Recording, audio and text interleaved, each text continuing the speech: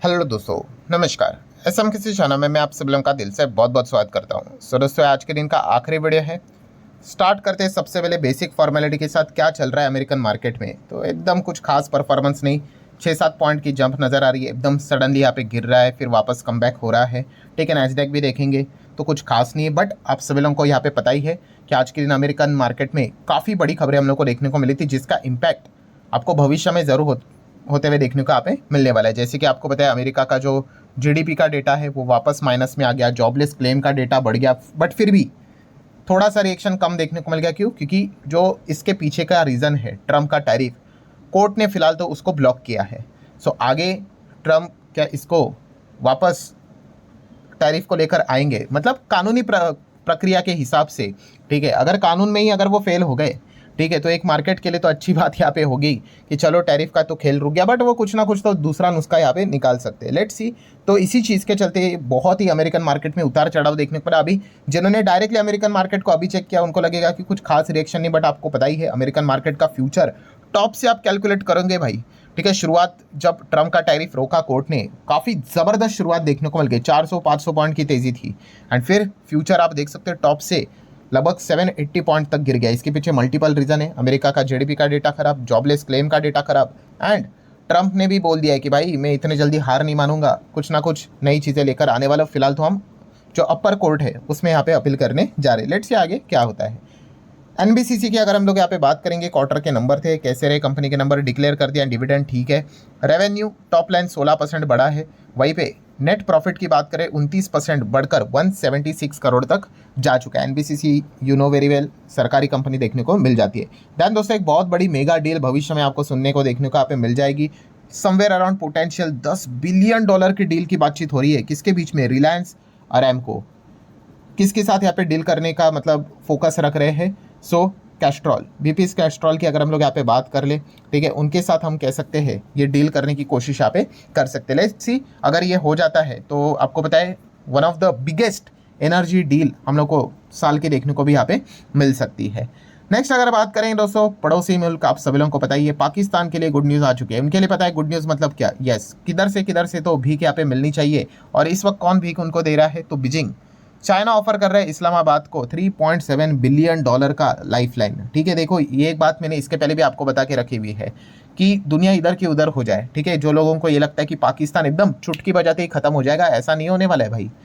China पूरी ताकत लगाएगा पाकिस्तान को जीवित रखने के लिए। और चाइना ही क्यों भाई, अमेरिका, वेस्टर्न कंट्रीज भी पूरी कोशिश करेगा पाकिस्तान को जीवित रखने के लिए। क्यों? अरे भाई बहुत बड़ा हथियारों का बिजनेस चलता है। ठीक है, एंड अगर देखा गया तो इंडिया की जो ग्रोथ है उसमें बाधा डालने के लिए इस प्रकार की कार्टून कंट्री की तो ज़रूरत पड़ेगी। एक और कंट्री का निर्माण चाइना करने की कोशिश करे, आपको पता ही है, बांग्लादेश। तो इससे क्या हो जाता है? हम डिस्टर्ब हो जाते हैं। हमारा कितना पैसा डिफेंस के ऊपर खर्च होता है दोस्तों, आप सोच कर देखिए, सुरक्षा के लिए। क्योंकि देश सुरक्षित है तो हम सब सुरक्षित रहेंगे ना, मतलब बाकी आप बिजनेस कर पाओगे। सो आप अंदाज़ा लगा सकते हो कहने का मकसद क्या है दोस्तों, कि यस, इसको जीवित रखा जाएगा भाई। ऑपरेशन सिंदूर के वक्त भी आप लोगों ने देख लिया कि चाइना ने खुलकर सपोर्ट कर दिया पाकिस्तान का, और वो करेंगे, आप सभी लोगों को पता ही है। क्योंकि चाइना भी हमारे साथ डायरेक्ट अभी वॉर में मतलब लड़ने में इंटरेस्टेड नहीं होगा। ठीक है, तो वो इनडायरेक्टली क्या करेगा? पाकिस्तान, बांग्लादेश, इस प्रकार के देश बना के रखेगा जिनका फ्यूचर तो कुछ नहीं है, बट हमारा फ्यूचर बिगाड़ने का वो काम करते रहेंगे। एनीवेज, आगे बढ़ लेते हैं वेदांता के साथ। तो वेदांता के लिए गुड न्यूज़ क्यों देखने को मिली थी, जिस चीज़ के चलते शेयर में जंप आ गई? बिकॉज NCLAT मतलब NCLT जो रहता है उसका ऊपर का कोर्ट, अपीलेट ट्रिब्यूनल की बात करें तो उन्होंने इनको इंटरिम रिलीफ दे दिया है भाई। किस चीज़ को लेकर?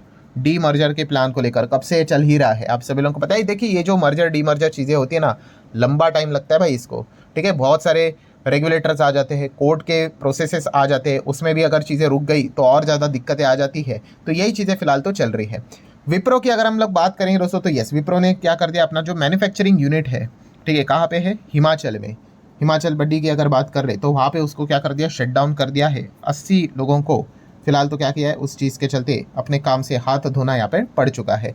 एनवीडिया की बात करेंगे दोस्तों, तो एनवीडिया ने अच्छा परफॉर्मेंस दिखाया, क्योंकि आपको पता ही है टैरिफ का खेल अगर खत्म हो जाता है तो बहुत सारे अमेरिकन कंपनीज ही खुश हो जाएंगे। क्योंकि जितने भी अमेरिकन कंपनीज है उन्होंने अपना सेटअप कहाँ पे करके रखा हुआ है? Outside America. क्योंकि अमेरिका में आप अपना मैन्युफैक्चरिंग एंड जो भी कोई चीज़ें होंगी, आप एप्पल विप्पल कोई भी पकड़ लो, ठीक है, तो क्या करते हैं, most of the Asian companies के और ही ज़्यादा फोकस रखते हैं। एंड अगर जैसे टैरिफ से रिलेटेड कोई भी नेगेटिव खबर आती है तो एनवीडिया जैसी कंपनियां, एप्पल जैसी कंपनियां खुशी मनाते हुए देखने को मिल जाती है। एंड अगेन आप देख सकते हैं एनवीडिया ने क्या कर दिया है, माइक्रोसॉफ्ट को यहाँ पे बीट कर लिया है, मोस्ट वैल्यूड कंपनी। वो तो मार्केट कैप के हिसाब से चीज़ें ऊपर नीचे होती रहती है। अमर राजा की अगर बात करेंगे तो अमर राजा के भी नंबर थे क्वार्टर के, तो आप देख सकते हैं नेट प्रॉफिट 29.7% से गिर गया भाई ईयरली।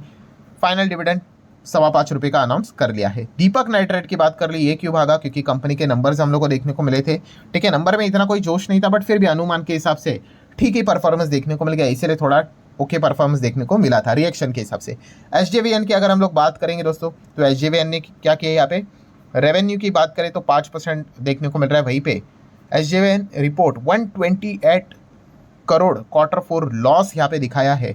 डिविडेंड भी डिक्लेयर यहाँ पे कर लिया। ये एसजेवीएन जैसी जो कंपनियां हम लोग को देखने को मिल रही थी, ये भी काफ़ी रिटेलर्स के बीच में पॉपुलर हुई थी। वाई, बस भाग रहे थे इसीलिए।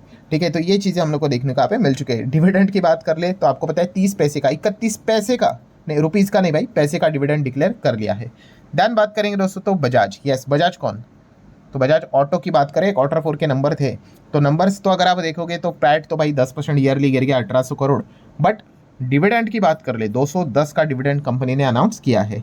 सो बड़ा अमाउंट देख के कोई खुश नहीं होना होता है, जैसे कि मैंने इसके पहले भी आपको कहा है कि कंपनी का शेयर प्राइस भी उतना बड़ा है, तो यील्ड के हिसाब से चीज़ें नॉर्मली हम लोग को देखने को मिल जाती है। बट फिर भी इस चीज़ के चलते इन्फॉर्मेशन देने की कोशिश में करते रहता हूँ। सो पैट तो कंपनी का हम लोगों ने यहाँ पे देख लिया। देन बात करेंगे Mazagon dock ship builders, yes MDL की अगर हम लोग यहाँ पे बात करेंगे तो consolidated profit after tax fall by 51% yearly 325 crore, और डिविडेंड घोषित किया कितने का, 2.71 पर शेयर। सो इनका भी जो प्रॉफिट यहाँ पे गिरा हुआ है, ठीक है, इसके पीछे का भी रीजन सेम वैसे ही है जैसे कि सुजलॉन से रिलेटेड चीज़ें हम लोगों ने देखी है। सुजलॉन में उल्टा था, यहाँ पे थोड़ा डिफरेंट है, मतलब आप कह सकते हो अगेन डिफर्ड टैक्स क्रेडिट का एडजस्टमेंट हम लोग को देखने को यहाँ पे मिल चुका है। इन चीज़ों के चलते खास करके आप कह सकते हैं जो क्वार्टर 4 जो रहता है उसमें आपको काफ़ी सारे डिफर्ड टैक्स से रिलेटेड एडजस्टमेंट देखने को यहाँ पे मिल जाते हैं। सो अगर आप उसको भी, तो अगर आप कट डाउन भी अगर कर लेते हो, चलो डिफर्ड टैक्स की चीज़ों को भी छोड़ लो, सिर्फ अगर आप एनपीबीटी भी देख लो विदाउट एडजस्टमेंट, स्टिल आप देख सकते हो ये कितना है, 369 के आसपास देखने को यहाँ पे मिल रहा है, जो कि पहले 1000 करोड़ था, यहाँ पे 848 करोड़ देखने को मिलता था, जो कि अभी 369 370 के आसपास देखने को मिल चुका है। मतलब स्टिल पिक्चर की स्टोरी अगर हम लोग बात करें तो वैसे हम लोग को थोड़ी बहुत देखने को यहाँ पे मिल रहे, बट फिर भी एक हम कह सकते हैं यहाँ पे कितना 370 करोड़ के आसपास का परफॉर्मेंस देखने को मिल रहा है। ठीक है, ये तो एडजस्टमेंट की बात है, उसके पहले की अगर हम लोग बात कर ले 370 करोड़ के आसपास, ठीक है, डाउन तो देखने को मिल रहा है हजार करोड़, 800 850 करोड़ से 370 मतलब कम ही है। बट फिर भी एक मार्केट का अनुमान था ये 350 करोड़ से भी फिसल सकते हैं, ऐसा एक अनुमान था, तो उस हिसाब से 370 करोड़ देखने को यहाँ पे मिल रहा है। तो इसलिए कल के दिन मार्केट का रिएक्शन कैसे रहता है एमडीएल को लेकर, ये देखना एक इंटरेस्टिंग फैक्टर होने वाला है। देन अगर हम लोग बात करेंगे इंडिया यूएस, इससे रिलेटेड चर्चा बढ़ चुकी है। ट्रेड टॉक की अगर हम लोग बात करें, आपको पता ही है कि यूएस की टीम वापस विजिट करेगी 5 से 6 जून को बायलैटरल ट्रेड एग्रीमेंट टॉक को लेकर। सो अभी आगे क्या होगा ये देखना मज़ेदार रहने वाला है, क्योंकि ट्रम्प तो भाई टैरिफ की बंदूक निकाल कर हमारे सर के ऊपर रखकर, ठीक है, ट्रेड टॉक करने की कोशिश यहाँ पे कर रहा था। ठीक है, तो प्रेशर क्रिएट करने की कोशिश यहाँ पे की गई थी। इसके पहले भी हम लोगों ने देखा है कि ट्रम्प ने कैसे अपना जो इकोनॉमिक एडवांटेज जो है उस चीज़ के चलते दबाव बनाने की कोशिश की है हमारे ऊपर। सो इंडिया क्या करेगा अभी ये देखने वाली बात यहाँ पे होने वाली है। हालांकि जैसे कि आपको पता ही है ट्रम्प लंबे समय तक रहने वाले हैं, एंड ऐसी बात नहीं कि अभी टैरिफ अगर नहीं भी अगर हुआ उनके मन के मुताबिक तो कुछ ना कुछ वो नया नुस्खा भी लेकर आ सकते हैं। तो काफ़ी सोच समझ कर इंडिया यहाँ पे आगे बढ़ने वाला है। देन अगर बात करेंगे दोस्तों तो बैंक के फ्रॉड, यस इतने ज़्यादा बढ़ चुके हैं बैंक फ्रॉड की, मैं आपको क्या बताऊँ। मतलब आप देख सकते हो दोस्तों यहाँ पे नंबर ऑफ केसेस ड्रॉप हुए हैं। ठीक है, आप बोल सकते हैं कि पहले 100 फ्रॉड होते थे, अभी 90 फ्रॉड हो रहे हैं। तो इससे खुश होने की ज़रूरत नहीं है, क्योंकि वैल्यू की बात कर ले बैंक फ्रॉड की तो वैल्यू ट्रिपल हो चुकी है, 3 गुना हो चुकी है दोस्तों। फाइनेंशियल ईयर 25 की अगर हम लोग बात करें तो खुद आरबीआई के एनुअल रिपोर्ट्स में ये डेटा हमारे सामने आते हुए देखने को यहाँ पे मिल चुका है। आप देख सकते हो bank fraud value nearly triple value, ठीक है, ये 3 गुना हुई है। Why? Driven by loans, digital payment scams, इस चीज़ के चलते।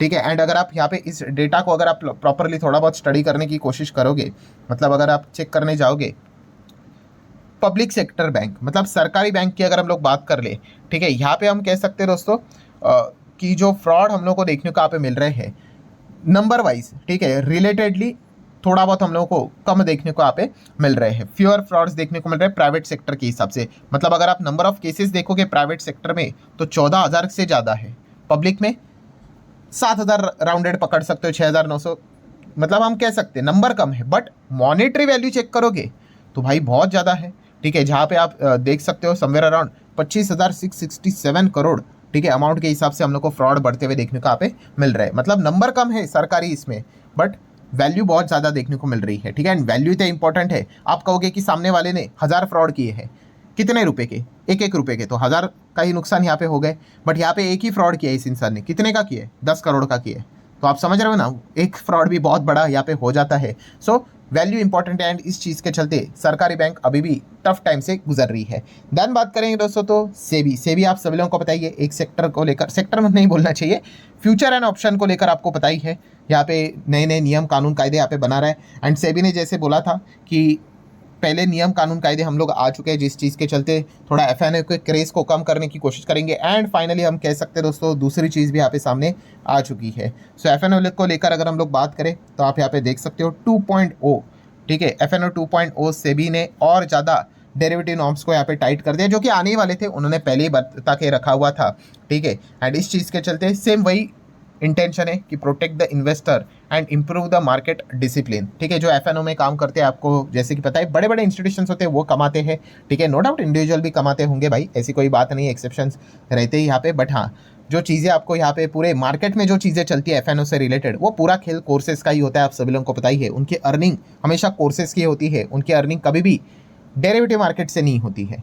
ठीक है, सो इस चीज़ को लेकर अगर हम लोग यहाँ पे बात करें तो सेबी और ज़्यादा क्या कर रहा है, एफएनओ के रूल को टाइट करते हुए देखने को यहाँ पे मिल रहा है। एफआईएस की अगर हम बात करेंगे तो अगेन सेम वही पैटर्न है कि एफआईएस अभी भी वेट एंड वॉच की रणनीति अपना रहे हैं। आप देख सकते हैं कोई बहुत बड़ी बाइंग नहीं, बहुत बड़ी सेलिंग भी नहीं है।